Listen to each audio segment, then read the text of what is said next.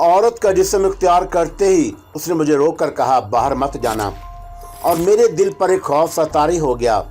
इंसानी चीख की भयानक आवाज ने मेरी आसाब को हिलाकर रख दिया। ऊपर से एक मुर्दा और जिंदा होकर मर्तबान से निकल कर मेरे सामने आन खड़ी हुई। मैंने बोलना चाहा, लेकिन खौफ के मारे मेरा हल्क खुश्क हो गया और अब भीख वक्त कई इंसानों की चीखों की आवाज़ें बुलंद होने लगी थी और ये आवाज़ें ऐसे लग रहा था जैसे हमारी कोठी की तरफ बढ़ रही हैं। इसके बाद के वाक़यात मैं आपको मकान में जाकर सुनाऊंगी। आप प्लीज़ मेरे साथ मकान में चलें। और मैंने कब्रिस्तान में ऐसी खौफनाक बात देखी है कि मैं अभी तक खौफजदा हूँ। मैंने सोचा कि इस वक्त वैसे भी मुझे वापस जाने के लिए कोई बस ना मिलेगी और रात भी थोड़ी सी बाकी रह गई है। बेहतर यही है कि इस औरत के मकान में बाकी वक्त गुजार दिया जाए। दिन निकलते ही बसें चलना शुरू हो जाएंगी तो यहाँ से सीधा अपने ऑफिस चला जाऊँगा। गाड़ी रात की तारीकी में एक ऊंचे दरख्तों वाली पुरानी सी कोठी के हाथे में दाखिल होकर एक बगैर दरवाजे के गिराज में जाकर रुक गई। औरत ने इंजन बंद करते हुए मेरी तरफ मलतजी निगाहों से देखते हुए कहा, प्लीज़ मेरे साथ अंदर आ जाएं। और दोनों नौकर इस वक्त सो रहे होंगे और मुझे अकेली को बहुत डर लगेगा और उनके निकलते ही मैं आपको खुद गाड़ी में छोड़ आऊँगी। मैं पहले ही उसके साथ कोठी के अंदर थोड़ा सा वक्त गुजारने का फ़ैसला कर चुका था और मैंने कहा, ठीक है बीबी। वो मुझे कोठी के अंदर एक कमरे में ले आई और पुराने ज़माने की कोठी का ड्राइंग रूम था। छत ऊंची थी और भारी भरकम बसीदा से सोफे पड़े थे और फर्श पर मैला सा कालीन बिछा हुआ था। दरमियान में पुराने फैशन की छोटी गोल मेज़ रखी हुई थी और जिस पर नीला गुलाब पड़ा हुआ था। मेज़ के दरमियान एक गुलदान में कागजी फूल सजाए हुए थे। दरवाज़ों पर लकड़ी की ब्रैकेटों में परोए हुए लंबे लंबे पर्दे लटक रहे थे। दीवार के साथ लगा हुआ सिर्फ एक बल्ब रोशन था और कमरे में फ़िज़ा की हल्की हल्की सीलन की बू रची हुई थी। बाहर बड़ी सख्त सर्द रात थी, मगर ड्राइंग रूम की फ़िज़ा हल्की हल्की गर्म थी और मैं सोफ़े पर अपने अपने लंबे कोट की जेबों में हाथ डालकर बैठ गया और वो औरत बार बार मेरा शुक्रिया अदा करती रही कि मैं उसके मकान में उसकी दिलजोई की खातिर उसके साथ आया हूँ। और उसने परस में मेज़ पर रखते हुए कहा, भाई जान, नौकर सो रहे हैं वरना मैं खुद चाय बनाकर लाती हूँ। अगरचे मुझे इस वक्त चाय की तलब महसूस न हो रही थी, मगर मैंने उसे रोक दिया, नहीं बीबी, चाय की कोई ज़रूरत नहीं। और वो बोली, भाई जान, आप सुबह होने में 1 घंटा बाकी है और मेरे सोने का तो सवाल ही नहीं पैदा होता। आपने भाई बनकर एक बहन की जिस तरह दिलजोई की है मैं उसे हमेशा याद रखूँगी और मुझे इतनी इजाज़त ज़रूर दें कि आपके लिए खुद चाय बनाकर पेश कर सकूँ। और मैंने कहा कि अगर आप इसरार करती हैं तो ठीक है, खुदा आपको खुश रखे। और ये कहकर वो औरत एक दरवाजे का पर्दा हटाकर दूसरी तरफ चली गई और मैंने आंखें बंद करके सर सोफे की पुश से लगा दिया। नींद मुझे भी नहीं आ रही थी और किसी न किसी तरह मुझे वहाँ 1-1.5 घंटा गुजारना था और उसके बाद सुबह हो जाती और मॉडल टाउन सोसाइटी की बसें मॉडल टाउन से लाहौर की जनब चलने लगती। मुझे दूसरे कमरे से बर्तन रखने की आवाज़ आई और मैं ये भी चाहता था कि ये औरत जल्दी से आ जाए और ये बताए कि कब्रिस्तान में उसके बाद क्या हुआ था। और मैं सोचने लगा कि शायद इसके साथ यही हुआ कि उसे अपनी बेटी की कब्र या किसी दूसरी कब्र में से आती हुई कोई डरावनी आवाज़ सुनाई दी हो और वह डर कर भाग आई हो। इतने में दरवाजे का भारी पर्दा हटा और वो औरत नमूदार हुई। उसके हाथ में छोटा सा स्टील का ट्रे था और जिसमें 2 प्यालियाँ रखी हुई थी और कहने लगी, जल्दी जल्दी चाय बनाकर लाई हूँ और खुदा करे कि मेरे भाई को पसंद आ जाए। वो मेरे सामने सोफे पर बैठ गई और एक प्याली मेरे सामने मेज़ पर रखी और दूसरी प्याली खुद उठा ली। मैंने उससे पूछा कि उसके बाद क्या हुआ और वह चाय का हल्का सा घूंट लेने के बाद बोली, प्यारे भाई, उसके बाद जो कुछ हुआ और वो याद करके मेरी रूह कांप जाती है। ऐसा हुआ कि मैंने अपनी बेटी की कब्र पर जाकर फूलों के हाथ डाले और 2 अगरबत्तियाँ सुलगाईं और दुआ मांगने लगी। अचानक मेरे दिल में एक सवाल उठा कि मैंने उससे पूछ ही लिया और मैंने पूछा, लेकिन आप आधी रात के बाद कब्र पर क्यों गई और आप दिन के वक्त भी तो जा सकती थी। और उसके जवाब में वो कहने लगी, अब मैं सोचती हूँ कि मेरी बेटी ने ख़ास तौर पर मुझे आधी रात के बाद अपनी कब्र पर आने के लिए क्यों कहा था और दर हकीकत वह मुझे एक ऐसा सबक सिखाना चाहती थी जो सारी ज़िंदगी मेरे लिए दर्स इबरत बना रहे। जब मेरी बेटी कल रात मेरे ख्वाब में आई तो उसने ये बात ख़ास तौर पर मुझे बड़ी ताकीद करके कही थी कि मैं उसकी कब्र पर अब जब भी आऊँगी आधी रात के बाद आऊँ اور اس لیے میں آج آدھی رات کے بعد گئی تھی، ورنہ میں عام طور پر جمعرات کو دن کے وقت ہی جایا کرتی تھی۔ میں بڑے غور سے اس کی کہانی سن رہا تھا اور چائے کی پیالی میرے سامنے میز پر اسی طرح پڑی تھی، اور میں اس عورت کی خوفناک کہانی سننے میں اس قدر مہو تھا کہ مجھے چائے کا خیال ہی نہ رہا۔ اس نے کہا کہ بھائی جان چائے پیجیے نا، ٹھنڈی ہو جائے گی۔ اوہ شکریہ، اور میں نے چائے کی پیالی اٹھا لی اور اس کا ہلکا سا گھونٹ بھرا۔ چائے کا ذائقہ بڑا خوشگوار تھا اور اس میں سے الائچی کی ہلکی ہلکی خوشبو آ رہی تھی۔ آپ نے ضرور محسوس کیا ہوگا کہ اس میں الائچی کی خوشبو ہے۔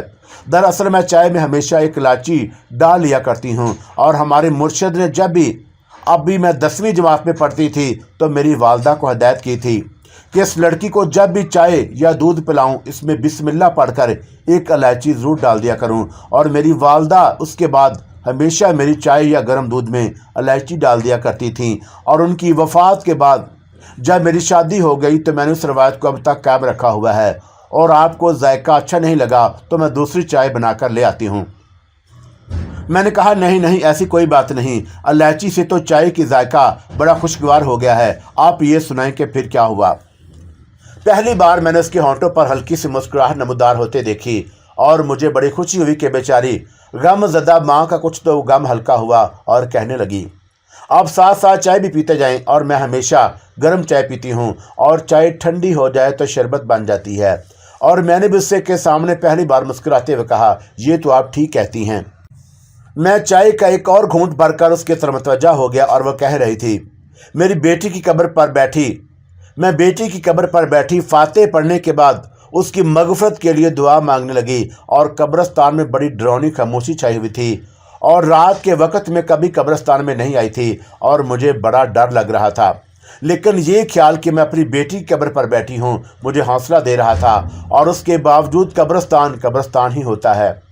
کسی وقت لگتا ہے کہ کوئی میرے پیچھے آ کر چپکے سے کھڑا ہو گیا ہے، اور میں دعا مانگتے نہ چاہتے ہوئے بھی پیچھے دیکھ لیتی، اور پیچھے سوائے درختوں، جھاڑیوں اور رات کے اندھیرے میں دھندلی قبروں کے اور کچھ بھی نہیں ہوتا تھا۔ اور کسی وقت ایسا محسوس ہوتا جیسے کوئی روح میرے قریب سے ہو کر گزر گئی ہو، اور دہشت کے مارے میرے رونگٹے کھڑے ہو جاتے، اور پھر ایسا ہوا کہ وہ رک گئی اور چائے پیتے میری طرف دیکھ رہی تھی، اور مجھے اس کا دیکھنا کچھ عجیب سا محسوس ہوا، اور میں نے بھی چائے کے گھونٹ لیا اور بڑے اشتیاق کے ساتھ پوچھا ایسا کیا ہوا؟ پھر ایسا ہوا کہ مجھے اپنی بیٹی سکینہ کی آواز سنائی دی۔ مجھ سے رہا نہ گیا، اور میں نے کہا مگر آپ کی بیٹی تو فوت ہو چکی ہے، اور پھر اس کی آواز کہاں سے آ گئی؟ اور وہ بڑے سنجیدہ لہجے میں بولی۔ یہی سوچ کر میں بھی حیران ہوئی، اور پہلے تو خیال آیا کہ میرا وہم ہے اور مرے ہوئوں کی آوازیں نہیں آیا کرتی، لیکن جب دوسری اور تیسری بار وہی آواز سنائی دی تو مجھے یقین کرنا ہی پڑا کہ میری بیٹی مجھے آواز دے رہی ہے۔ میں اس کی پر اسرار کہانی میں مہو ہو چکا تھا، بالکل اسی طرح جس طرح بچپن میں ہم نانی اماں سے چڑیلوں کی کہانیاں سنتے سنتے ان میں کھو جاتے تھے۔ اور میں نے پوچھا کیا وہ آپ کا نام لے کر آواز دے رہی تھی؟ وہ کہنے لگی کہ میں آپ کو پورا فقرہ سناتی ہوں جو وہ بول رہی تھی، اور وہ کہہ رہی تھی اماں میرے پاس آ کر مجھے پیار کرو، اور تم تو مجھے بہت پیار کیا کرتی تھیں۔ اماں میرے پاس آ کر مجھے پیار کرو، اور تم تو مجھے بہت پیار کیا کرتی تھیں۔ مگر یہ آوازیں کہاں سے آ رہی تھیں؟ میں نے پوچھا۔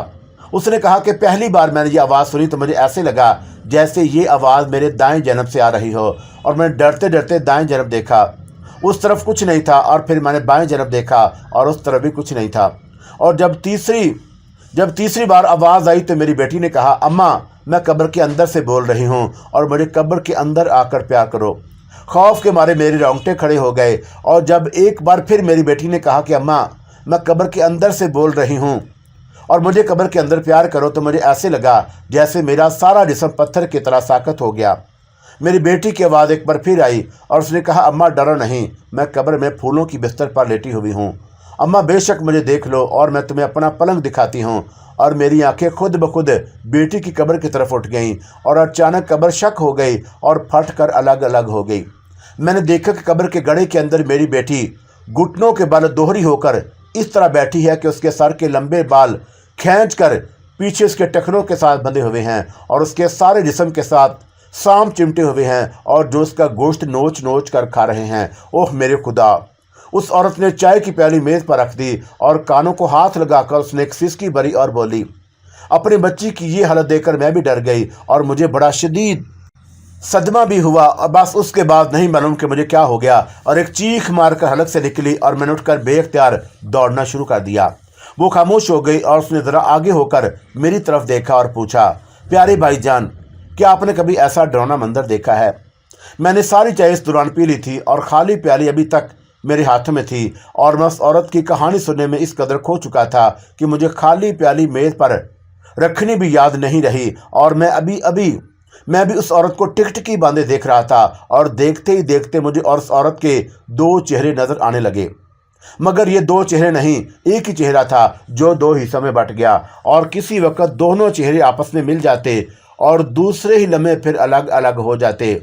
मैं हैरान हो रहा था कि आखिर ऐसा क्यों हुआ, और अब अपने आप ही दिल में ख्याल आ गया कि यह कल की और आज की रात का रत जगह है, और जिसकी वजह से मेरा जहन नींद ना लेने की वजह से थकन से चूर होकर मुझसे एक ही दो दो शक्लें दिखाने लगा है।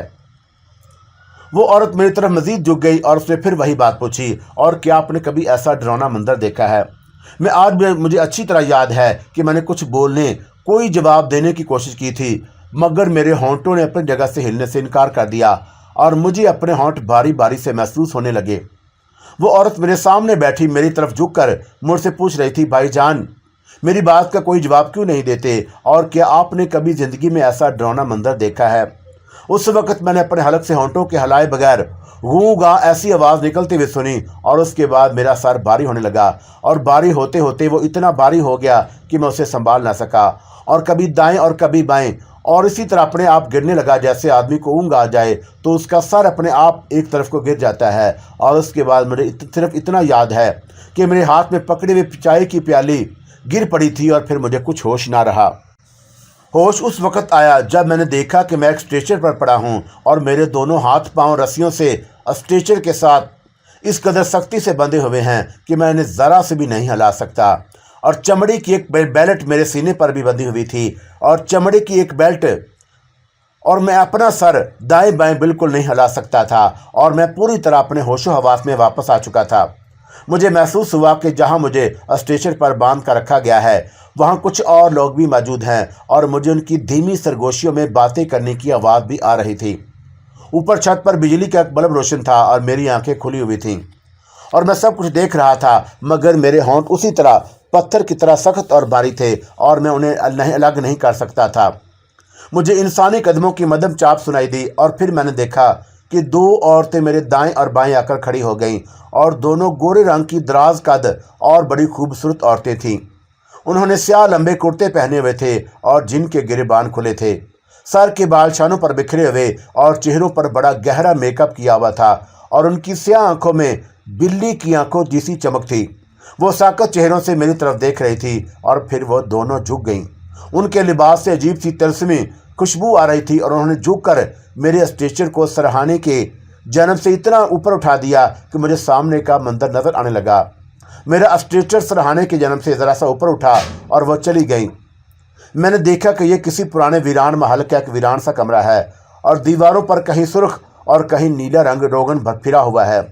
दीवारों पर एक दो मजीद बिजली के बल्ब रोशन हैं, और दीवारों के सुर्ख और नीले रोगन की वजह से कमरे की फिजा नीम रोशन, धुंधली धुंधली और असीब ज़दा मालूम हो रही थी। मेरे सामने चंद कदमों के फासले पर मेरी ही तरह एक और स्ट्रेचर दीवार के साथ पड़ा था, और वह भी सराहने की जन्म से थोड़ा सा ऊपर उठा हुआ था। और बिजली की रोशनी में मैंने देखा कि उस स्ट्रेचर पर मेरी ही तरह एक और नौजवान लड़की रस्सियों और चमड़ों की बेल्टों में जकड़ी हुई थी, और बल्ब की रोशनी में मुझे उसकी खुली हुई आंखें साफ नजर आईं, और बदकिस्मत लड़की भी होश में थी और मेरी तरह, और वो भी मेरी तरफ देख रही थी। कमरे के कोनों में अंधेरा अंधेरा सा था, और कमरे में स्याह लिबादों और खुले बालों वाली 4-5 औरतें इधर उधर बड़े स्टार तरीके से चल फिर रही थीं। मेरे लिए ये सब कुछ एक डरावने ख्वाब की तरह था, और मैं हैरान हो रहा था कि मुझे यहाँ किस लिए लाया गया, और वो औरत कौन थी जो मुझे बादामी बाग के कब्रिस्तान से बाहर मिली और अपनी दर्दनाक और डरावनी कहानी सुनाकर मुझे अपने घर मॉडल टाउन ले गई, और फिर उसने चाय पिलाकर मुझे बेहोश कर दिया था। और वो औरत मुझे उन औरतों में कहीं नज़र नहीं आ रही थी। मैं सोच रहा था कि ये औरतें मेरे साथ क्या सलूक करने वाली हैं, और आखिर मुझे इस तरह स्ट्रेचर पर क्यों जकड़ा गया, और मैं बोल भी नहीं सकता। میرے ہونٹ ابھی تک بند تھے اور میں کوشش کے باوجود انہیں ہلانے میں کامیاب نہیں ہوا تھا، اور شاید اس بے ہوشی کی دوا کا اثر تھا جو چائے میں ملا دی گئی تھی، جو مجھے اس عیار عورت نے پلائی تھی۔ میں سامنے چند قدموں کے فاصلے پر ذرا سے اوپر کو اٹھتے ہوئے اسٹریچر پر جکڑی ہوئی لڑکی کو دیکھ رہا تھا، اور یہ بھی میری طرح کوئی بدقسمت لڑکی ہے جو اس عورت کے پھندے میں آ کر یہاں پہنچا دی گئی۔ مگر یہ سیاہ پوش عورتیں کون تھیں، اور یہ ہمارے ساتھ کیا سلوک کرنے والی تھی، اور ہمیں یہاں کس لیے لایا گیا؟ وہاں 4-5 سیاہ پوش عورتیں تھیں، اور وہ سب کے سب جوان، اور سب کی سب حسین اور خوبصورت، اور سب نے بڑے گہرے میک اپ کیے ہوئے تھے، اور سب نے بڑے اعلیٰ قسم کے تلسمی خوشبوؤں والے پرفیوم لگا رکھے تھے۔ ان کی خوشبو سارے فضا میں پھیلی ہوئی تھی، اور پانچوں کی پانچوں سیاہ پوش عورتیں کمرے سے چلی گئیں۔ کمرے میں میں اور لڑکی اسٹیچر پر جکڑے ہوئے اکیلے رہ گئے، اور میں بول نہیں سکتا تھا۔ شاید لڑکی بھی میری ہی طرح نہیں بول سکتی، اور شاید اس کے ہونٹ بھی میرے ہونٹوں کی طرح پتھر کے بن چکے تھے۔ اگر ایسا نہ ہوتا تو وہ مجھ سے ضرور پوچھتی کہ یہ لوگ مجھے یہاں کیوں لائے ہیں، ہمیں اسٹیچر پر کیوں جکڑا گیا ہے، اور ہمیں یہاں سے بھاگنے کی کوشش کرنی چاہیے۔ مگر میری طرح اس کے ہونٹوں پر بھی سکوت کی مہر ثبت تھی، اور میری طرح وہ بھی صرف دیکھ سکتی تھی، بول نہ سکتی تھی۔ میں نے سوچا کہ بول نہیں سکتا، لیکن اپنے حلق سے گوں گاں کی آوازیں نکال کر ہی اپنے زندہ ہونے کا یقین دلاؤں، اور میں نے حلق سے آواز نکالنے کی کوشش کی تو سوائے کھڑکھڑاہٹ کی آواز کے میرے حلق سے اور کوئی آواز نہ نکلی۔ شاید لڑکی بھی ایسی ہی حالت میں تھی، اور چند قدم کے فاصلے پر میرے سامنے وہ بھی اسٹیچر پر جکڑی ہوئی میری طرف بے بسی سے دیکھ رہی تھی، اور اس کا چہرہ بتا رہا تھا کہ وہ مجھ سے کچھ کہنا چاہتی ہے مگر بول نہیں سکتی۔ اتنے میں کمرے کے کونے میں جہاں اندھیرا اندھیرا سا تھا، 4 سیاہ فام عورتیں برآمد ہوئیں، اور انہوں نے ہاتھوں میں شمع دان تھام رکھے تھے۔ ہر شمع دان کے اوپر 3 موم بتیاں روشن تھیں، اور وہ سیاہ پوش روحوں کی طرح آہستہ آہستہ قدم اٹھاتی اسی طرف آ رہی تھیں جہاں میں اور لڑکی اسٹیچو پر جکڑے ہوئے تھے، اور وہ زہر لب کچھ پڑھ رہی تھی۔ ان کے الفاظ میری سمجھ میں نہیں آئے۔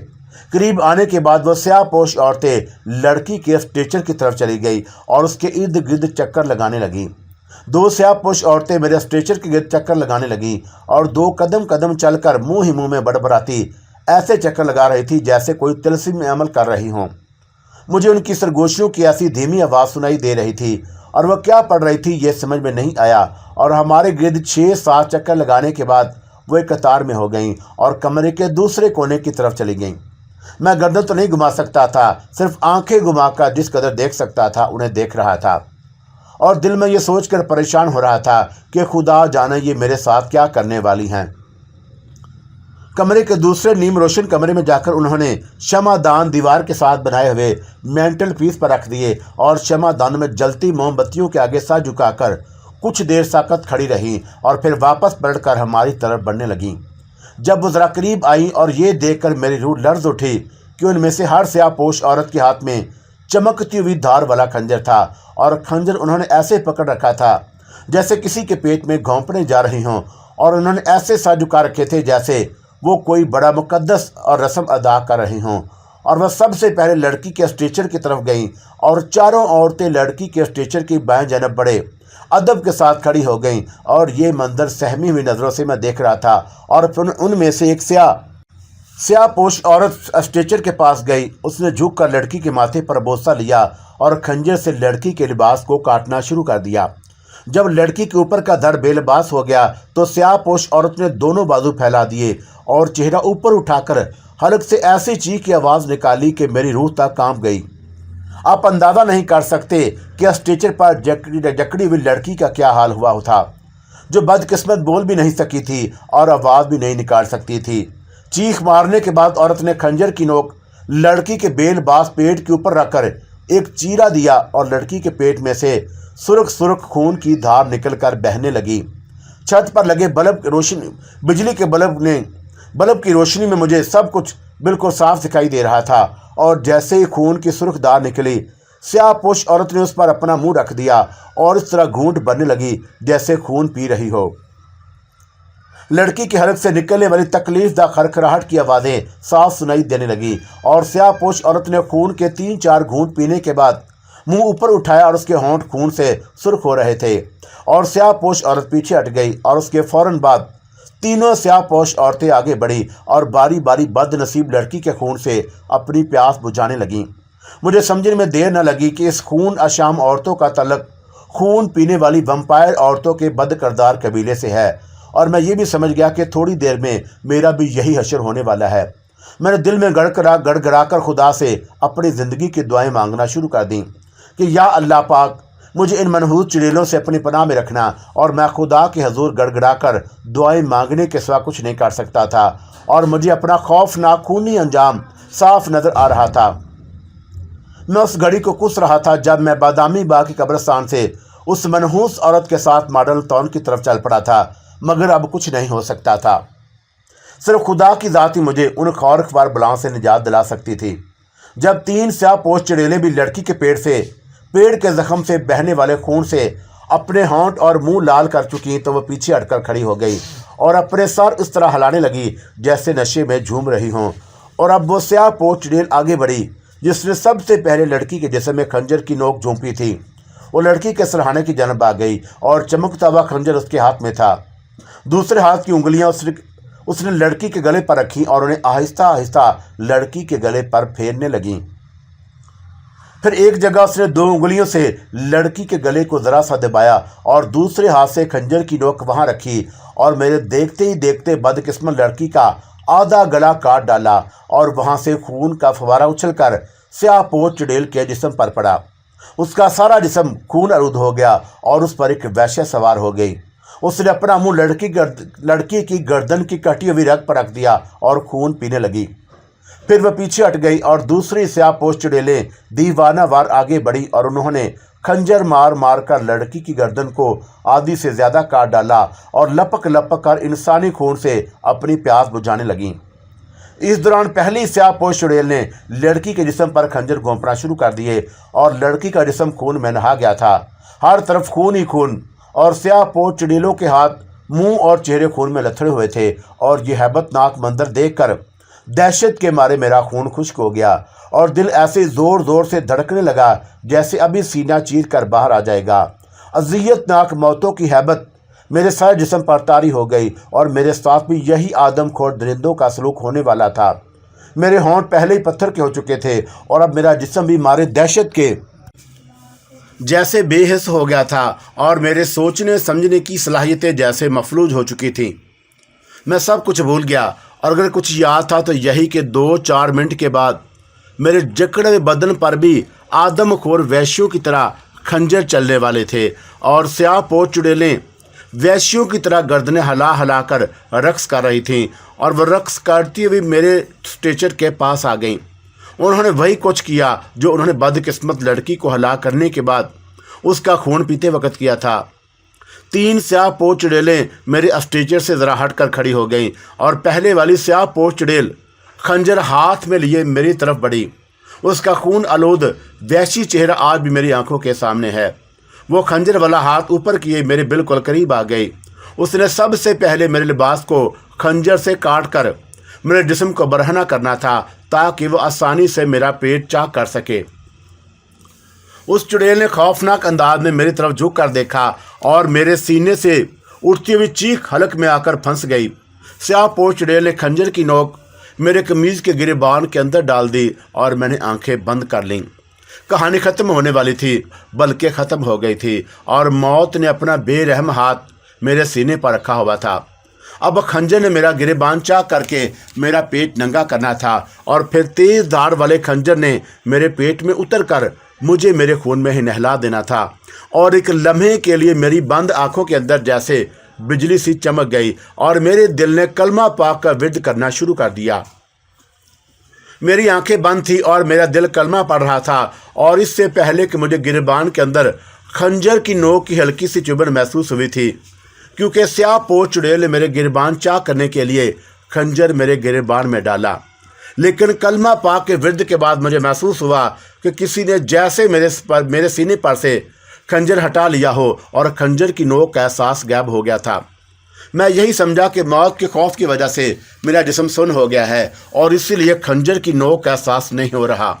لیکن یہ اللہ پاک کی کلام کا دل کی گہرائیوں سے ورد کرنے کا اثر تھا، اور میرے سینے پر خنجر کی نوک کی چبھن ختم ہو گئی۔ मैंने डरते डरते आंखें खोल दी और आंखें खोलने के बाद मैंने जो कुछ देखा और जो कुछ मुझे नज़र आया उस पर मुझे यकीन नहीं आ रहा था। मैंने उसे ख्वाब या मौत के बाद का मंजर समझा और शायद दहशत की वजह से मेरी रूह परवास कर गई थी और मैं जो कुछ देख रहा था वो मरने के बाद का मंजर था। मैंने आंखें बंद कर लीं और उस घड़ी का इंतज़ार करने लगा जब फरिश्ते आकर मेरी रूह को अजाइज़ जहाँ भी ले जाना चाहेंगे ले जाएंगे और जिसका मादी एहसास बिल्कुल ख़त्म हो चुका था। मैंने अपने आप को एक रूह ही समझा और क्योंकि ये कैसे हो सकता था कि मैं एक लम्हे के बाद स्याह पोश चुड़ैलों की कत्लगाह से निकलकर दरिया किनारे संगे मर की किसी बारादरी में लेटा हुआ था और आंखें बंद किए मैंने आहिस्ता से अपने दोनों हाथों और पाँव को हरकत दी। मेरे दोनों पाँव और हाथ अब रस्सियों में जकड़े हुए नहीं थे और मैंने अपना एक हाथ उठाया और उसे अपने सीने पर से रखकर ज़रा सा अंदर को दबाया और मुझ पर यह हैरत अंगेज़ हकीकत वाज़े हो गई कि मेरी रूह जिस्म से अलग नहीं हुई और मैं अपने मादी जिस्म के साथ ज़िंदा सलामत था और मैं अपने होंठ भी हिला सकता था। मैंने होंठों के ज़िंदा हो जाने के बाद सबसे पहला जो फ़िक्र अदा किया वो ये था, या अल्लाह पाक तेरा शुक्र है। मैं आहिस्ता से उठकर बैठ गया और मैंने इर्द गिर्द निगाह डाली। मैंने देखा कि दरिया का किनारा है और रात का वक़्त है। आसमान पर मशरक़ की जानब जर्द चांद निकला हुआ है और जिसका अक्स दरिया की लहरों में नज़र आ रहा था और हर तरफ धुंधली जर्द चांदनी फैली हुई है और मैं संगे मरमर की एक पुरानी बारादरी में हूँ और मैं दरिया को बारादरी को फ़ौरन पहचान लिया और ये लाहौर का रावी दरिया था और बारादरी कामरान की बारादरी थी जो उस ज़माने में दरिया के अंदर आ गई हुई थी और लोग कश्तियों में बैठकर बारादरी में जाया करते। मेरे साथ एक मोर्जा हुआ था और अल्लाह के फजल और अल्लाह के हुक्म से किसी गैबी ताकत ने मुझे स्याह पोश चुड़ैलों की कत्लगाह से निकाल कर कामरान की बारादरी में डाल दिया था। मैं कोई सूफ़ी और परहेजगार आदमी नहीं था और दुनिया की आलाइशों में फंसा हुआ गुनाहगार इंसान था, लेकिन दो बातें मेरे अंदर नौजवानों के ज़माने से ही मौजूद थीं और मैंने उन पर हमेशा और हर किस्म के हालात पर अमल किया था। पहली बात तो ये थी कि मैंने कभी किसी औरत पर बुरी निगाह नहीं डाली और बदकारी से मैंने हमेशा अपने आप को बचाए रखा। दूसरी बात यह थी कि अल्लाह ताला की ज़ात के पाक पर मेरा ईमान सीसा पिलाई हुई चट्टान से भी ज़्यादा मजबूत और रासिक था। मैं अपने आप को अपनी कहानी सुना रहा हूँ तो हो सकता है कि आप कहें यह कैसे हो सकता है कि एक आदमी जो रस्सियों और चमड़ों की बेल्ट में जकड़ा हुआ हो और वो एकदम से अपने आप को आज़ाद होकर कहीं का कहीं पहुँच जाए, और आप ऐसा सोचने पर पूरा हक हासिल है। मैं आपसे हरगिज़ बहस नहीं करूँगा और ये मामलात बहस मबासी की दुनिया से बहुत आगे के मामलात हैं। मैं आपसे सिर्फ इतना ही कहूँगा कि दुनिया में कभी कभी ऐसा हो जाता है और मेरे साथ भी ऐसा हुआ था। ऐसा क्यों होता है और कैसे होता है हम नहीं समझ सकते और ऐन मुमकिन है कि इसकी भी कोई वजह हो और वो वजह इंसानी अक्ल व दानिश की समझ से बिल्कुल बाहर है। मैं कामरान की बारादरी में उठकर बैठ गया और मेरा ज़हन बिल्कुल ताज़ा दम था और मुझे बादामी बाग के कब्रिस्तान से लेकर पुरअसरार औरत की गाड़ी में बैठकर मॉडल टाउन जाने और फिर चाय पीने के बाद बेहोश हो जाने और होश में आने के बाद स्याह पोश चुड़ैलों की कत्लगाह में पहुंच जाने की तमाम वाक़यात याद थे और मैंने धुंधली चांदनी में अपनी कलाई पर बंधी हुई घड़ी पर निगाह डाली। रात का 1:30 बज चुका था और मैं सोचने लगा कि मुझे क्या करना चाहिए। एक बात तयशुदा थी कि मैं दरिया के वस्त में वाकई बारादरी में बैठा था और सुबह होने से पहले वहाँ कोई कश्ती नहीं आती थी। मुझे बाकी की रात बारादरी में गुजारनी थी और रात ठठर रही थी। पहले तो मुझे सर्दी का ज़्यादा एहसास ना हुआ, लेकिन अब मुझे भी सर्दी लग रही थी और मेरा लंबा गर्म कोट जो मैंने रात के वक्त पुरअसरार औरत के साथ मॉडल टाउन जाते पहन रखा था खुदा जाने कहाँ मुझसे अलग हो गया था और मैं इस वक्त बंद गली वाले स्वेटर में था और जिसने बहुत हद तक मुझे सर्दी से बचा रखा था। दरिया के दरमियान वैसे भी सर्दी ज़्यादा होती है और मैं बेख्याली में दरिया के किले वाले किनारे की तरफ देख रहा था। मुझे जर्द चांदनी में दरिया पर कोई स्याह चीज़ दिखाई दी जो आहिस्ता आहिस्ता बारादरी की तरफ बढ़ रही थी और मैं उसे मुसलसल देख रहा था। जब वो स्याह चीज़ बारादरी के ज़रा करीब आई तो मालूम हुआ कि वो एक कश्ती है और मैं बड़ा खुश हुआ कि किसी मलाह को रात के वक्त कोई काम पड़ गया है और वह दरिया के दूसरे किनारे पर जा रहा है। वो बारादरी के करीब से होकर जरूर गुजरेगा और उस वक्त मैं उसे आवाज़ देकर अपने तरफ बुला लूँगा और उसकी कश्ती में बैठकर दरिया के दूसरे किनारे यानी शाहदरा पहुँच जाऊँगा। कश्ती छोटी थी और जर्द चांदनी के गुबार में से निकलकर आहिस्ता आहिस्ता वाज़ेह तौर पर नजर आने लगी। अचानक मुझ पर ये हैरत अंगेज इंकशाफ हुआ कि कश्ती खाली थी और उसे कोई मुलाह नहीं चला रहा था, बल्कि अपने आप चल रही थी। और ज़्यादा हैरानी मुझे उस बात की हुई कि अगर कश्ती को कोई मुलाह चला नहीं रहा तो वह सीधी बारादरी की तरफ क्यों चली आ रही है, और उसकी सिमत किसी ने बरकरार रखी हुई थी। लेकिन बहुत जल्द ये मामला भी हल हो गया। मैं कश्ती को देखता जा रहा था और उस पर बराबर निगाह रखे हुए था, और खाली कश्ती बारादरी के सीढ़ियों के पास आकर रुक गई। और फिर ऐसे लगा जैसे किसी ने उसे सीढ़ियों के साथ किसी चीज़ से बांध दिया है। और उसके बाद कुछ देर तक सन्नाटा छाया रहा और मेरे दिल में अचानक ख्याल आया कि ये कश्ती खुदा ने मेरी मदद के लिए भेज दी है और मुझे उस पर बैठकर दरिया पार कर जाना चाहिए। आगे जो होगा देखा जाएगा, और कम अज़ कम यहाँ से तो निकलूँ। और मैं उठने ही वाला था कि मुझे अपने दाएं जानब जिस तरफ बारादरी के चबूतरे का जीना था, किसी के लिबास की सरसराहट सी सुनाई दी और साथ ही वही तिलस्मी खुशबू महसूस हुई, और जिससे मैं काफ़ी हद तक मानूस हो चुका था। मैं समझ गया कि ये कौन है, और आप समझ गए होंगे कि ये कौन हो सकती थी। जी हाँ, वो पुराने किले की पुरान हवेली की पुरइसरार हसीन व जमील बदरू रोहनी उर्फ सुल्ताना थी, और वो मेरे सामने आकर ज़ाहिर हो गई।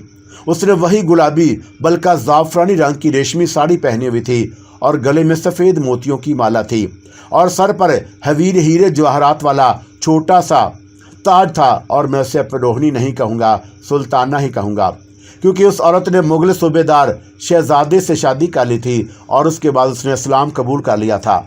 अपना नाम रोहनी से बदल कर सुल्ताना रख लिया था। लेकिन मैं उसे रूह नहीं कहूँगा, बदरू ही कहूँगा, क्योंकि मेरे अकीदे और मेरे नज़रिए के मुताबिक पाकीज़ा और नेक रूहें इतने बुलंद मकामात पर होती हैं कि दुनिया के मादी माहौल में आने से गुरेज करती हैं।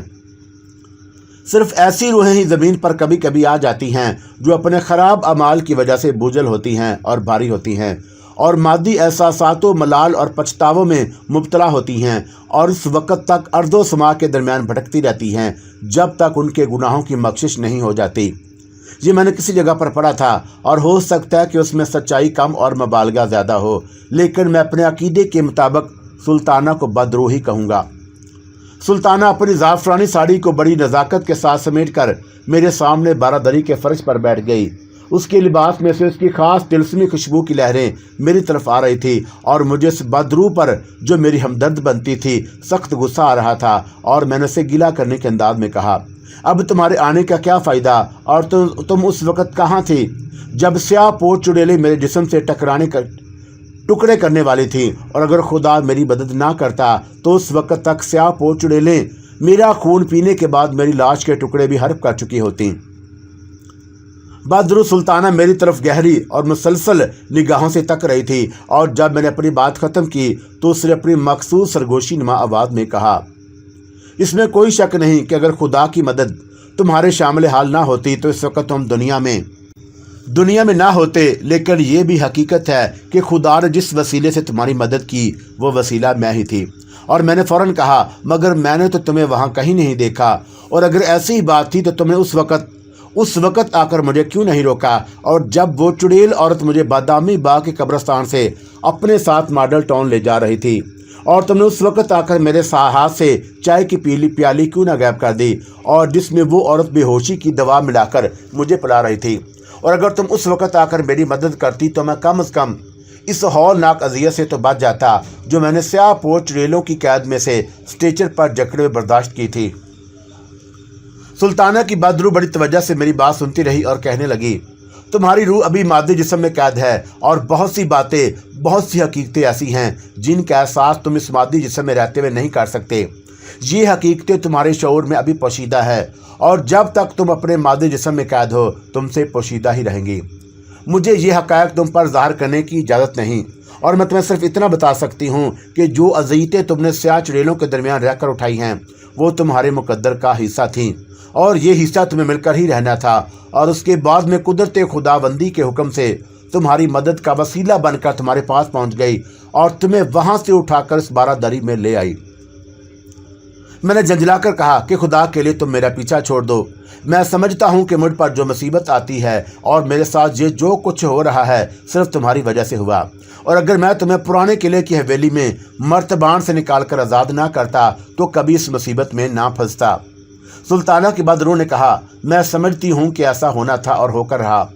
मैंने सख्त लहजे में कहा कि खुदा के लिए मुझे ये बताओ कि अब इस बक बक से मेरा पीछा कैसे छूटेगा और मुझे इन बदरूहों से कैसे निजात मिलेगी। सुल्ताना बदरू कहने लगी कि मैं तुम्हें असल हकीकत नहीं बता सकती, और दुनिया में बाद औकात इंसान से नादानी में या उसके बाद अमाल के नतीजे में ऐसी हरकत हो जाती है जिसके नतायज बहुत दूर तक पहुंच जाते हैं, यहाँ तक कि खुद वो इंसान भी उस नतायज से बेखबर होता है। मैं नहीं कह सकती कि तुमने मुझे दुश्मन पुजारी रघु की कैद से आज़ाद करके मेरे साथ भलाई की या अपने साथ दुश्मनी की, या ऐसा तुमने सिर्फ अपने जज्बा तजस्सुस की तस्कीन के लिए किया। लेकिन मैं तुम्हें यह ज़रूर बता देना चाहती हूँ कि तुम एक खौफनाक चक्कर में फंस चुके हो, और यह भी याद रखना कि इस दुनिया में अगर तुम्हें कोई इस चक्कर से निकाल सकता है तो वह सिर्फ मैं हूँ। मुझे इस बदरू की बातों पर कुछ यकीन भी आ रहा था और नहीं भी आ रहा था। अलबत्ता मुझे इस बदरू रोहिणी और सुल्ताना पर गुस्सा ज़रूर आ रहा था, और मैंने उस बदरू को उसके दुश्मन रघु की कैद से क्यों आज़ाद कराया, और मुझे मर्तबान का ढक्कन नहीं खोलना चाहिए था। लेकिन हर काम का सुराग लगाने और अपने ज़ौक़ तजस्सुस को तस्दीक देने की जो अच्छी या बुरी आदत मुझ में थी, उसका नतीजा मैं भुगत रहा था, और मैंने से यही सबक हासिल किया कि इंसान को ऐसी चीज़ों में कभी दखल नहीं देना चाहिए और जिनका उसके साथ कोई ताल्लुक वास्ता ना हो। मेरे सबक हासिल करने से अब मुझे कोई फ़ायदा नहीं पहुंच सकता, क्योंकि मैं नादानी में या नासमझी में ऐसी हरकत कर बैठा था जो मुझे नहीं करनी चाहिए थी।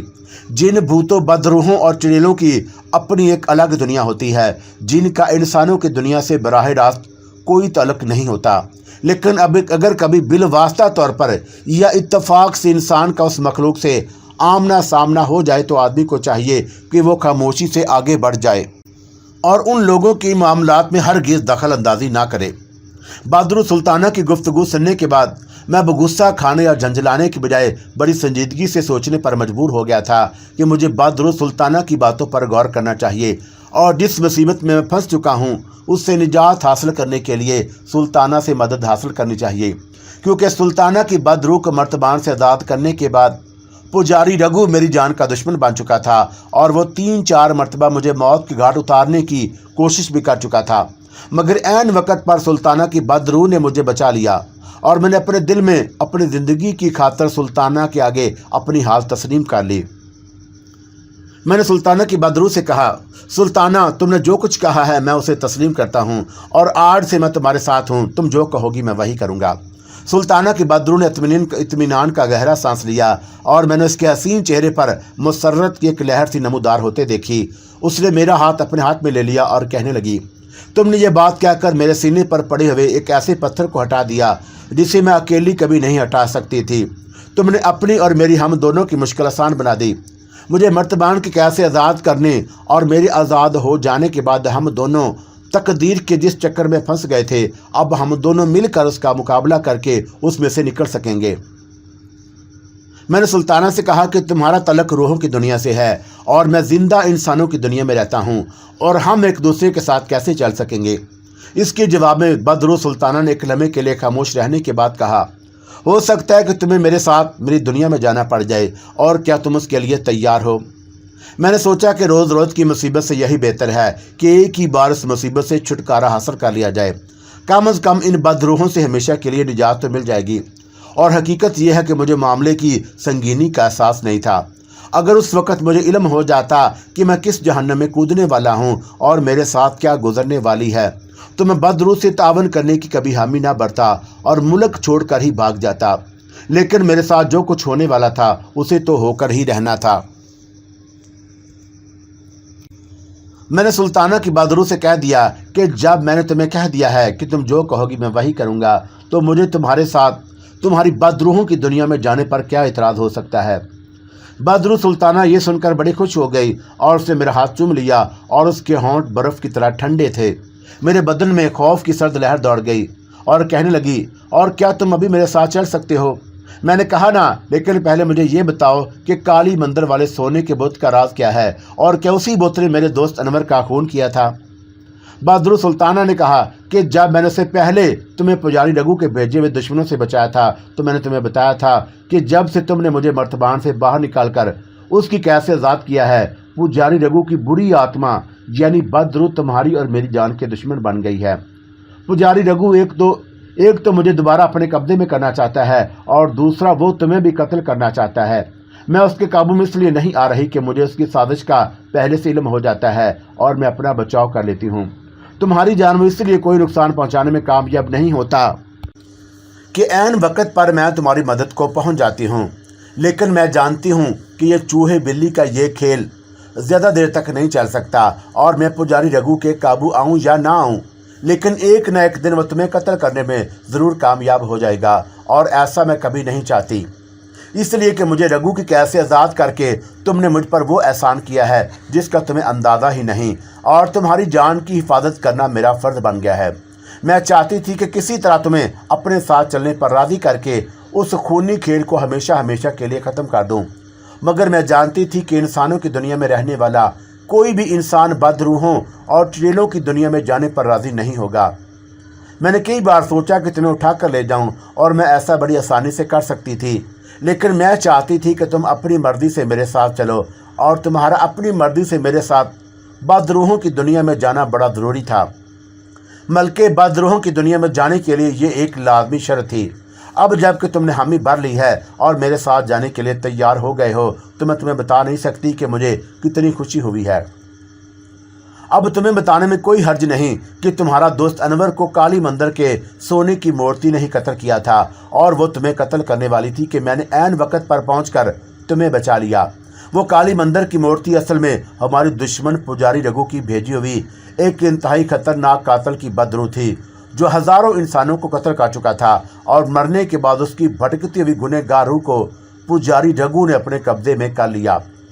मैं बदरू सुल्ताना से एक और सवाल करना चाहता था और उसने मुझे टोक दिया और बोली, तुम अपने दिल में मुझे बदरू सुल्ताना ना कहा करो, और मैंने ज़िंदगी में इस्लाम कबूल कर लिया था।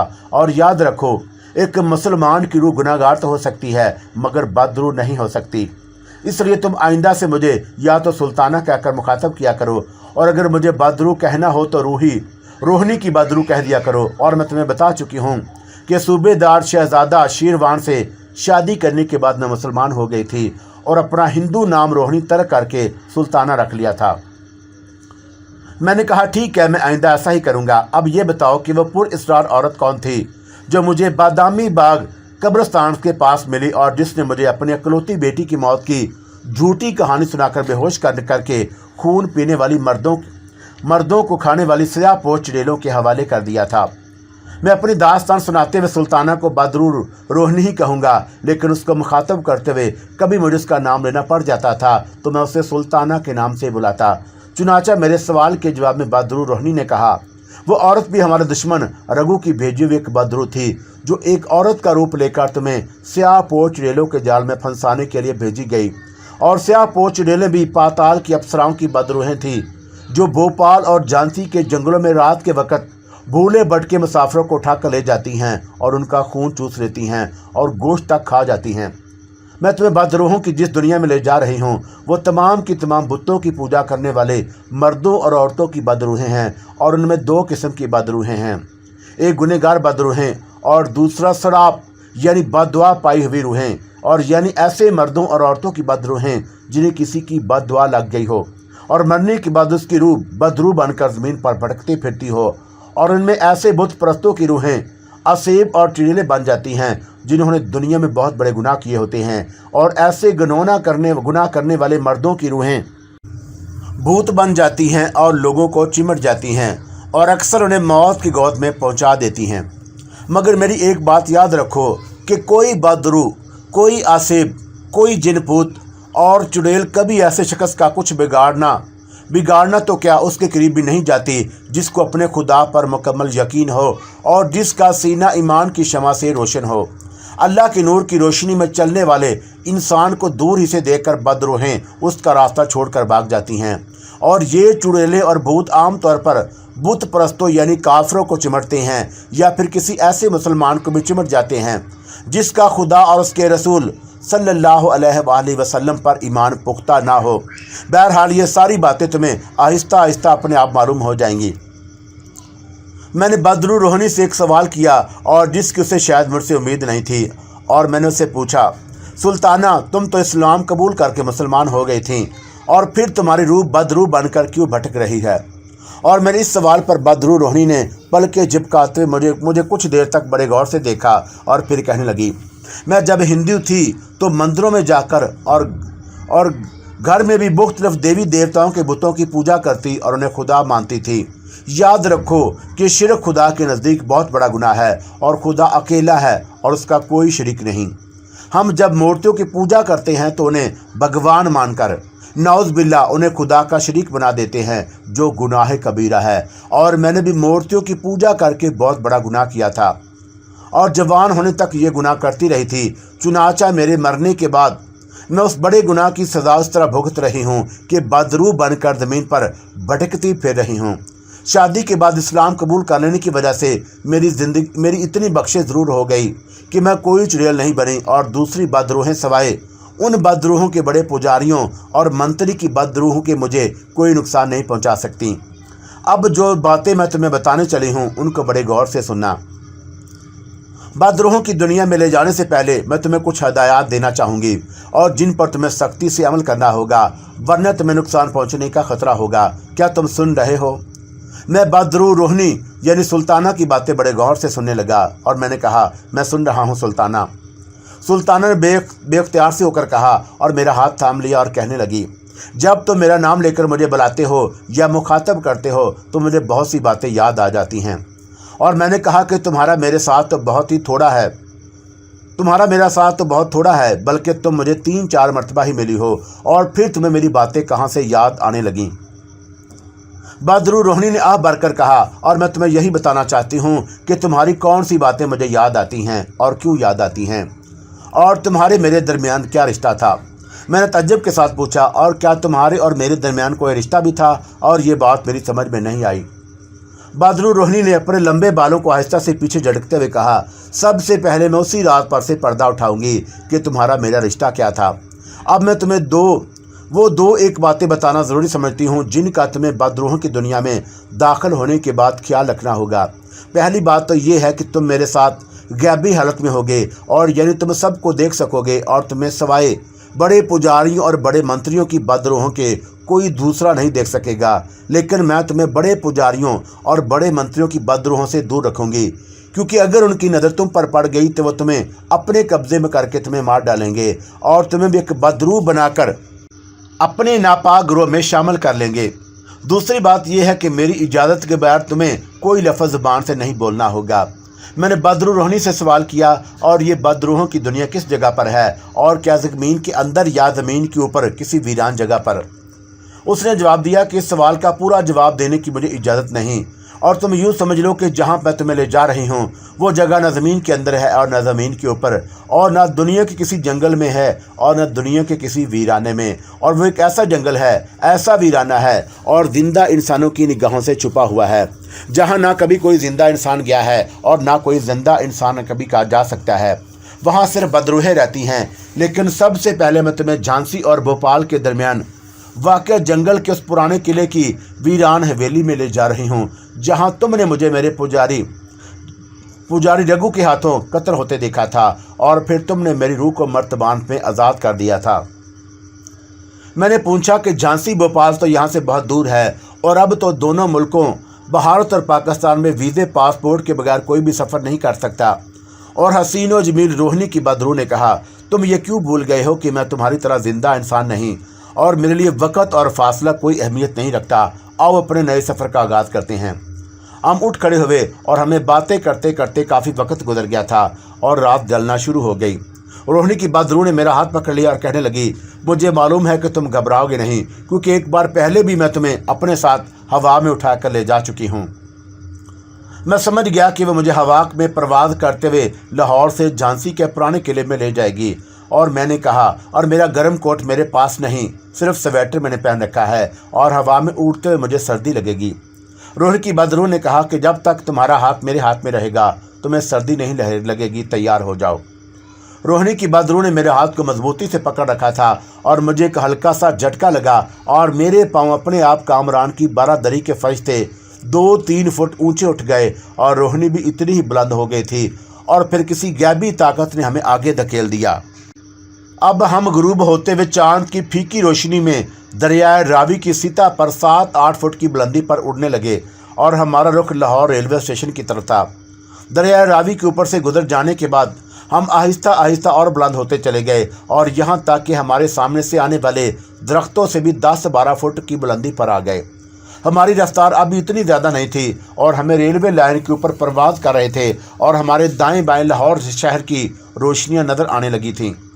मैं बगैर किसी हरकत और कोशिश के अपने आप को रोहिणी बदरू के साथ प्रवास कर रहा था और हम लाहौर रेलवे स्टेशन के ऊपर से निकल गए और जब स्टेशन की रोशनियां काफ़ी पीछे रह गईं तो मैंने रोहिणी से पूछा, अगर हम इसी रफ्तार से उड़ते रहे तो 2 दिन में झांसी भोपाल के जंगल में पहुंचेंगे। रोहिणी ने कहा कि हम सूरज निकलने से पहले पहले अपनी मंजिल पर पहुंच जाएंगे। उसके फ़ौरन बाद मुझे एक हल्का सा धचका लगा और फिज़ा में एकदम से हमारी रफ्तार इतनी तेज़ हो गई कि लाहौर शहर की रोशनियां देखते देखते हमारे नीचे से गुजर गईं। हमारी बुलंदी में भी इजाफा हो गया और अब हमें नीचे अगर कोई रोशनी दिखाई देती तो वो एक नुक्ते की तरह झलमलाती हुई नज़र आती और कुछ ही देर के बाद पीछे रह जाती। तेज़ हवा में रोहिणी के लंबे स्याह बाल उड़ रहे थे और ठंडी हवा मेरे सारे जिस्म से टकरा रही थी, मगर मुझे एक लम्हे के लिए भी सर्दी महसूस नहीं हुई। रोहिणी की बदरू ने मेरा हाथ मजबूती से पकड़ा हुआ था और फिर मुझे नहीं मालूम कि कब पाकिस्तान और इंडिया के बॉर्डर आए और कब गुजर गए और कब हम हिंदुस्तान के मुल्क में दाखिल हो गए। अब हम इतनी बुलंदी पर फिजा में परवाज कर रहे थे कि मुझे नीचे रात के अंधेरे में कुछ नज़र नहीं आता था, बल्कि यूँ कहना चाहिए कि अपने पाँव के नीचे अंधेरे का खिला ही नज़र आ रहा था। फिर किसी शहर की रोशनियाँ जो एक छोटी सी रोशनी की ढेरी की तरह थी और बड़ी तेज़ी से पीछे की तरफ निकल गई। उसके कुछ देर के बाद कुछ और झिलमिलाती रोशनियों के नुक्ते नीचे से गुजर गए और अब आसमान पर शहर का नूर झलकना शुरू हो गया और सितारों के फानूस आहिस्ता आहिस्ता बुझने लगे और हम एक दूसरे से कोई बात किए बगैर तेज़ रफ्तारी से फिजा में परवाज कर रहे थे और एक बार हमारे नीचे झिलमिलाती रोशनियों के कई छोटे छोटे ढेर इधर उधर बिखरे हुए दिखाई दिए तो रोहिणी की बदरू ने प्रवास के दौरान पहली बार जुबान खोली और कहा, हम भारत की राजधानी दिल्ली और नई दिल्ली के ऊपर से गुजर रहे हैं। और मैंने ऊंची आवाज़ में रोहिणी से पूछा, सुल्ताना, हम भारत की फ़ज़ाई हदूद में प्रवास कर रहे हैं और अभी तक इंडियन एयरफोर्स के किसी जेट फाइटर तैयारी ने हमारा पीछे नहीं किया और क्या हम उन्हें किसी रडार पर नज़र आ रहे हैं? मुझे रोहिणी की बदरू की आवाज़ सुनाई दी और उसने कहा, और दुनिया के किसी रडार में इतनी शक्ति और ताकत नहीं कि वो हमें देख सके। हम चौकासीता ज़मीन से काफ़ी बुलंदी पर परवाज कर रहे थे, इसीलिए हमें मशरिकी आसमान के उफ़क़ी किनारों पर सबसे पहले तुलू होते सूरज की गुलाबी रोशनी नज़र आने लगी और आसमान पर शहर का उजाला नमूदार हो चुका था। मुझे एक बार फिर रोहिणी की आवाज़ सुनाई दी। हम झांसी के ऊपर से गुजर चुके थे और थोड़ी ही देर में हम किला रोहतगढ़ के ऊपर उतरने वाले हैं। मैंने नीचे ज़मीन की तरफ देखा और दिन के हल्के हल्के उजाले में सिवाय ऊंची नीची पहाड़ियों और दरख्तों के स्याह धब्बों के और कुछ नजर न आया और अचानक मेरा जिस्म हल्का होकर नीचे की तरफ जैसे गिरता चला गया और रोहिणी ने कहा, घबराना मत, जब तक तुम्हारा हाथ मेरे हाथ में है तुम्हें कुछ नहीं होगा। और हम रोहतगढ़ के किले की छत पर उतर रहे थे। फिर हमारी रफ्तार अपने आप मदम हो गई और अब नीचे जंगल के दरख्त साफ नज़र आ रहे थे और हम नीचे जा रहे थे और दरख्त ऊपर हमारी तरफ आ रहे थे और फिर उन दरख्तों के झुंडों के दरमियान एक शिकस्ता पुराने किले की छत नमूदार हो गई और ये रोहतगढ़ का किला ही हो सकता था। और हम किले की छत पर उतर गए। छत की 3 मंडेरें मस्मार हो चुकी थी और सिर्फ एक मंडेर का आधा हिस्सा बाकी रह गया था और ये वही मनहूस किला था जिसकी एक वीरान हवेली का से मुझ पर सवार हो गया था। इस किले में वापस आने पर मेरा दिल खौफ से एक लम्हे के लिए बोझल जरूर हो गया, मगर ये सोचकर मैंने अपने आप को हौसला दिया कि एक बार जो कुछ होना हो जाए और उसके बाद तो मुझे हमेशा के लिए इस मुसीबत से निजात मिल जाएगी। रोहिणी की बदरू मुझे किले की तारीक सीढ़ियों में से लेकर नीचे एक ऐसे कमरे में ले आई जिस पर वीरानी बरस रही थी और दीवारों का पलस्तर उखड़ चुका था। उस कमरे में से एक तारीक रास्ता दूसरे कमरे में जाता और रोहिणी की बदरू मुझे किले की तारीक सीढ़ियों में से लेकर नीचे एक ऐसे कमरे में ले आई जिस पर वीरानी बरस रही थी और दीवारों का पलस्तर उखड़ चुका था। उस कमरे में एक तारीक रास्ता दूसरे कमरे में जाता اور روہنی کی बहादुर मेरे आगे चल रही थी और तारीक राहदारी में आकर वो रुक गई। मेरी तरफ देख कर बोली, इस वक्त किले में हम दोनों अकेले हैं और पुजारी रघु की बहादुर है और राक्षस हमारे आसपास कहीं नहीं, और फिर भी तुम्हें बड़ी एहतियात करनी होगी और मेरे साथ ही रहना और किसी चीज़ को हाथ ना लगाना। हम तारीक राहदारी में से गुजर गए और दूसरी तरफ एक और कमरा था जो ना छोटा था और ना ज़्यादा बड़ा, और उसकी दीवार का प्लास्टर भी उखड़ चुका था और कमरे के दरमियान में एक चबूतरा था जिसमें से एक जीना नीचे किसी तहखाने में उतरता था, और रोहिणी की बहादुर तहखाने का जीना उतरने लगी और मैं उसके पीछे पीछे था। 10-12 सीढ़ियाँ उतरने के बाद ही मुझे नीचे से खुशबू सी आना शुरू हो गई, और ये खुशबू बड़ी पुरअसरार थी, मगर उसमें एक अजीब किस्म की उदासी का एहसास था, और हम एक तहखाने में आ गए। तहखाने की एक लंबी मोहराबी खिड़की की जालियों में से गुलाबी रंग की रोशनी अंदर आ रही थी, और उस रोशनी में मैंने तहखाने का जायजा लिया। मैंने देखा कि तहखाने के वस्त में एक तख्त बिछा हुआ था और जिसके ऊपर एक छतरी बनी हुई थी। उस छतरी पर हीरे मोती जड़े हुए थे, और जो खिड़की से आछी गुलाब रोशनी में चमक रहे थे, और तख्त पर सुर्ख रंग का कालीन बिछा हुआ था और सब्ज रंग के गाँव तकिए लगे हुए थे। कमरे के कोने में भी एक छोटा सा चबूतरा था और जिसके 3 संगे मरमर की सीढ़ियाँ थी। उस चबूतरे के ऊपर एक ताबूत पड़ा था और जिसके ऊपर भी एक हीरे जवाहरात से जड़ी हुई छतरी ने साया कर रखा था, और उस चबूतरे के अक्म में दीवार पर सुर्ख रंग का पर्दा गिरा हुआ था। उस पुरअसरार कमरे की फिजा उदास कर देने वाली खुशबू से बोझल हो रही थी। रोहिणी की बहादुर आहिस्ता आहिस्ता चलकर ताबूत वाले चबूतरे के पीछे दीवार पर गिरे हुए सुर्ख पर्दे के पास जाकर खड़ी हो गई, और मैं चबूतरे के पास ही खड़ा रहा। रोहिणी की बहादुर ने मुझे इशारे से अपने पास बुलाया और मैं उसके पास चला गया। उस असीबी किस्म के तहखाने की फिजा में मेरे आसाब पर एक अजीब सा दबाव महसूस होने लगा, और रोहिणी की बहादुर ने सरगोशी सी आवाज़ में कहा, और मैं तुम्हें ऐसी शादी दिखाने वाली हूँ और जिसे देखकर तुम्हें अपनी आंखों पर यकीन ना आएगा। ये कहकर उसने दीवार पर गिरे हुए पर्दे को हाथ से एक तरफ हटा दिया, और खिड़की की जालियों में से आती रोशनी सीधी दीवार पर आकर गिर पड़ी, और मैंने उसकी रोशनी में दीवार पर सुनहरी फ्रेम वाली रोगनी रंगों से बनाई हुई एक तस्वीर लगी देखी, और जिस पर फूलों के हार पड़े हुए थे। ये तस्वीर मुगल ज़माने के किसी शहजादे की मालूम होती थी, और उसके सर पर कलगीदार सुनहरी पगड़ी थी। पगड़ी की एक पट्टी जवाहरात और हीरों से मरसा थी, और शहजादे के एक हाथ में गुलाब का फूल था, जिस तरह के आम तौर पर मुगल बादशाहों की तस्वीरों में हुआ करता है।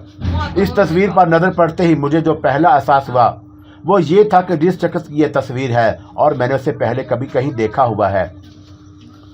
रोहिणी बहादुर भी मुझे मेरी बाएं जनब खड़ी तस्वीर को बड़ी मुहैयत के आलम में देख रही थी, और फिर उसने ठंडी सांस भरकर कहा, और ये मेरे खामद मुगलदार सूबेदार शहजादा शीरवान की तस्वीर है, और आज से 300 बरस पहले इस किले में हमारी बड़ी धूमधाम से शादी हुई थी, और क्या तुम इस तस्वीर को देख रहे हो? मैंने कहा, हाँ देख रहा हूँ, और इसे और करीब होकर गौर से देखो। मैं तस्वीर के और करीब हो गया और तस्वीर को गौर से देखने लगा, और जैसे जैसे मैं तस्वीर को देख रहा था एक अजीब सा एहसास मेरे रगों पर मुसल्लत हो रहा था। मैं बयान नहीं कर सकता कि इस तस्वीर ने मुझे किस कदर हैरत अदा कर दिया। और रोहिणी ने शिकस्ता सी आवाज़ में कहा, और क्या तुमने अभी तक अपनी तस्वीर को नहीं पहचाना?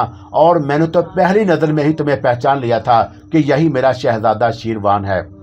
वो तस्वीर हूबहू मेरी शक्ल थी, और मेरी ही आंखें, और मेरी ही नाक, और मेरे ही होंठ, और मेरी ही पेशानी। फ़र्क सिर्फ इतना था कि मैंने मुग़ल बादशाहों के ज़माने का लिबास पहन रखा था, और मैं बुत बना अपनी तस्वीर को देख रहा था, और ज़रा भी गुंजाइश नहीं थी और मैं रोहिणी से कहता कि ये मेरी तस्वीर नहीं।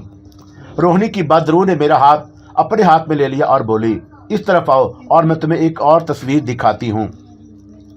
2 कदम चलकर साथ वाली दीवार के पास ले गई, और उस दीवार के पास संगे मरमर की मेज पर एक शमादान पड़ा था, और रोहिणी की बहादुर ने उस शमा को एक उंगली से छुआ, और उंगली के छूते ही शमादान एकदम से रोशन हो गया। मैंने बाएं हाथ के शमादान उठा लिया और आगे बढ़कर दाएं हाथ से दीवार पर गिरे हुए सुर्ख मखमल के पर्दे को एक तरफ हटा दिया, और पर्दे के पीछे दीवार पर फर्श से ऊपर तक गिनी हुई एक कद आदम तस्वीर लगी थी, और ये भी रोगनी रंगों से बनी हुई तस्वीर यानी ऑयल पेंटिंग थी। उस तस्वीर में भी एक खूबसूरत औरत शाहाना लिबास में मरसा कुर्सी पर बैठी थी, और एक शाहाना लिबास वाला नौजवान उसके कंधे पर हाथ रखकर उसके करीब खड़ा था, اور اس نوجوان کے بھی سر پر ہیرے موتی جڑے ہوئے تھے۔ روہنی کی آواز آئی، اس تصویر کو دیکھ رہے ہو شیروان؟ یہ تمہاری اور میری اور ہم دونوں کی اکٹھی تصویر ہے۔ اور میں چونک اٹھا۔ روہنی کی بدرو نے پہلی بار مجھے اپنے مردہ خاوند شیروان کے نام سے بلایا تھا، اور اس میں کوئی شک و شبے کی گنجائش نہیں تھی کہ اس تصویر میں جو عورت کرسی پر بیٹھی تھی وہ روہنی ہی تھی، اور جو نوجوان اس کے پہلو میں شاہانہ لباس میں کھڑا تھا وہ میں تھا۔ لیکن مجھے یقین نہیں آ رہا تھا، یہ کیسے ہو سکتا تھا کہ آج سے 300 سال پہلے بھی میں اس دنیا میں ایک مغل شہزادے کے روپ میں موجود تھا اور اس عورت کا خامند رہ چکا تھا۔ اور میں نے روہنی سے کہا، ہو سکتا ہے کہ میری شکل اس آدمی سے جو تمہارا خاوند تھا ملتی جلتی ہو، اور یہ میں نہیں ہوں اور میری شکل صورت کا آدمی ہے۔ روہنی کی بدرو نے ایک بار آہ بھری اور پھر کہنے لگی، ایسا تم اس لیے کہہ رہے ہو کہ تم نے ایک مسلمان گھرانے میں جنم لیا تھا، اور تمہارے مذہب میں انسان کا کوئی دوسرا جنم نہیں ہوتا، بلکہ مرنے کے بعد وہ صرف حشر کے دن ہی اللہ کے حکم سے اٹھایا جائے گا۔ اور میں نے اگرچہ اسلام قبول کر لیا تھا، مگر میری پیدائش ایک ہندو گھرانے میں ہوئی تھی، اور یہ عقیدہ میرے خون میں رچ بس چکا تھا کہ ہندو عورت یا مرد مرنے کے بعد اپنے کرموں کے مطابق دوسرا جنم لیتا ہے۔ اور یہی وجہ ہے کہ تمہیں اپنی شکل میں دیکھ کر بھی یقین نہیں آ رہا کہ یہ حقیقت میں تم ہی ہو۔ لیکن اب میں تمہیں ایک اور چیز دکھاتی ہوں، ہو سکتا ہے کہ اسے دیکھ کر تمہیں یقین آ جائے کہ تم آج سے 300 سال پہلے میرے خاوند رہ چکے ہو۔